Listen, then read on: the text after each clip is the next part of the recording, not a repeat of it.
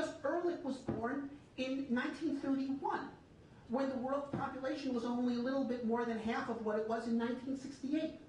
Now, if Ehrlich's theory had been true, that human well-being is inversely proportional to human numbers, then we should have had an affluent world in 1931, okay? And Ehrlich wouldn't even have to do research to know about it. He was there to see it.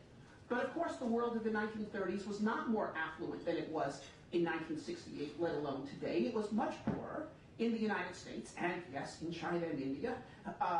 And so the theory is completely counterfactual. And by the way, this was also apparent in Malthus's time, when the early Industrial Revolution, as poor as it might be by today's standards, was a much richer world than, say, the medieval period. Now, why is this the case?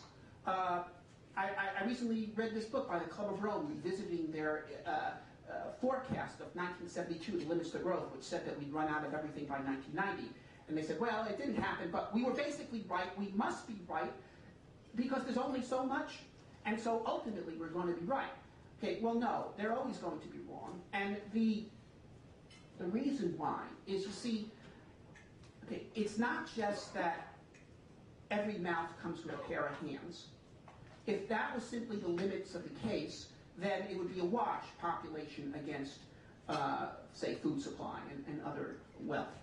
But every mouth comes with a pair of hands and a brain. So the more people there are, the more innovations there are. The faster the rate of technological and industrial development. Also, the more people are, the larger the market is, which makes it much easier to invest in new plant and equipment, much more justifiable. It also makes it easier to build infrastructure.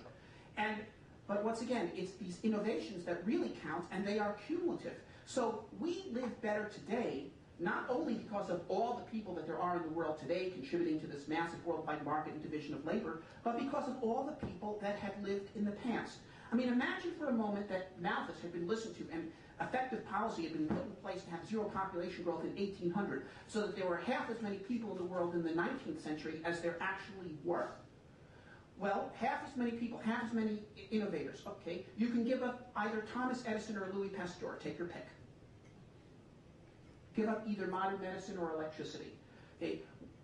If there had been half as many people, they would have used a little bit less coal. We're not hurting for their coal. We're living well because of their inventions. Now,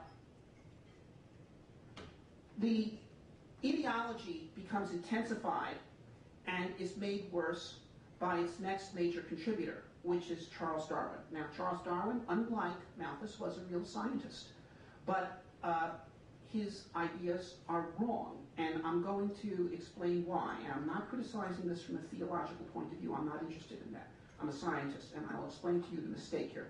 Now, there is a moral problem with Darwin, is that he poses death as the motive force of progress, both in the natural world and in the human world. But there's also a scientific problem, okay, which is Darwin says, and I've got the quote up there, and if you can't read it, it's in the book. Buy it after the talk. You buy it, I'll sign it. It's a win-win situation.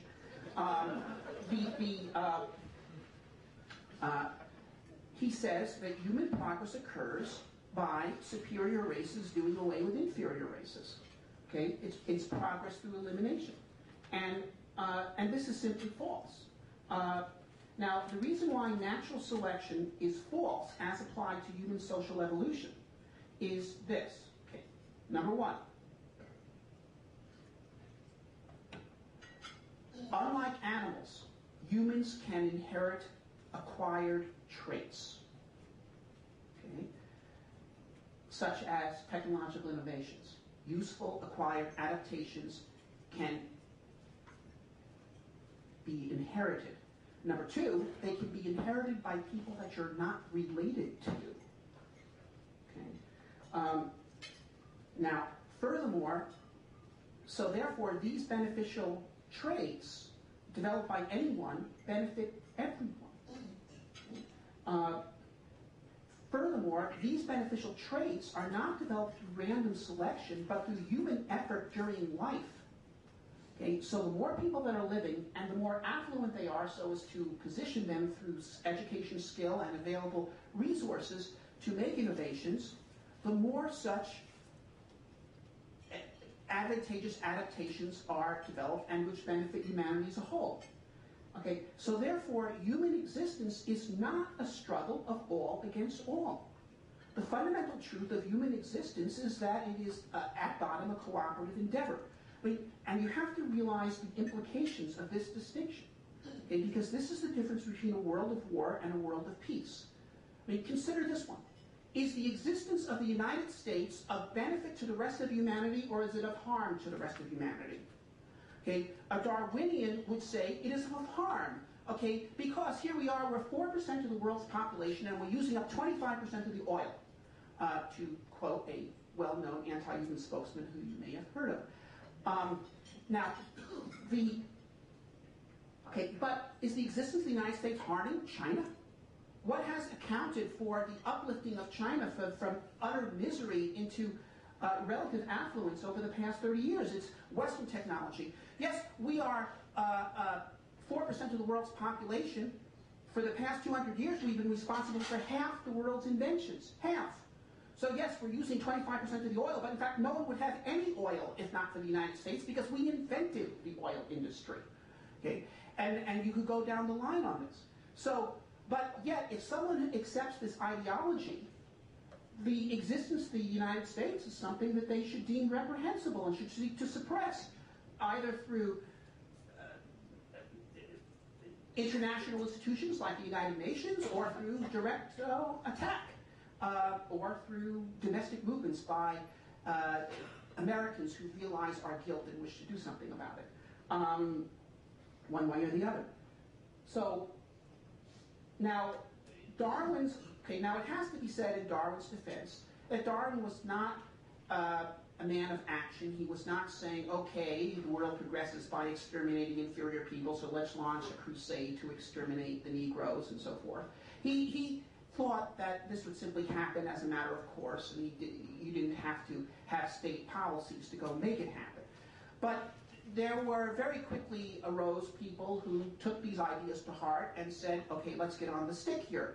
And one of the first out of the box was Darwin's own cousin, Francis Galton, who created a movement called eugenics, which was based on this, that, okay, we should attempt to affect the course of human reproduction so that only the superior would reproduce. And this took a number of forms. In England, it actually took a left-wing form because the Fabian Society embraced it and said, yes, this is a great idea, we absolutely must control human reproduction, but it can only be done under socialism, because only there will the state have sufficient power to carry this into effect. In Germany and the United States, it took what might be conventionally called a right-wing form. Now, the most catastrophic adopter of the theories of Darwin and Malthus was Germany. Now, this happened for a number of historical reasons, and quite possibly because of a particular individual named Ernst Haeckel, who was a major biologist in 19th century Germany, and also a terrific publicist. And to give you a sense, The Origin of Species, first edition, sold 2,000 copies. Haeckel's books would sell in runs of like 400,000 copies. And he had innumerable followers. And basically, both in the professional community and professorial community, and also in the actual power elite. So, for instance, here's Francis Hellwald. Okay, violence is the highest source of law. Properly speaking, the right of the stronger has always been valid at all times in human history. Science has proven that just as in nature, the struggle for existence is the moving principle of evolution and perfection, in that the weak are worn away and must make room for the strong, so also in world history, the destruction of weaker nations through the stronger is the postulate of progress. Or, as General von Bernhardi, the chief intellectual of the German General Staff, put it in his 1912 bestseller, Germany in the Next War. Okay, war is necessary because it eliminates the weak. Okay, and this National Social Darwinism became the fundamental philosophy of German militarism, at least a generation before Hitler, and it became the basis of this obsession with militarism and with war, not merely as an instrument of state power to achieve real politic advantages, but as the summation purpose of human life, that the validity and great purpose of human life is to validate itself through war and the elimination of inferior people by superior people.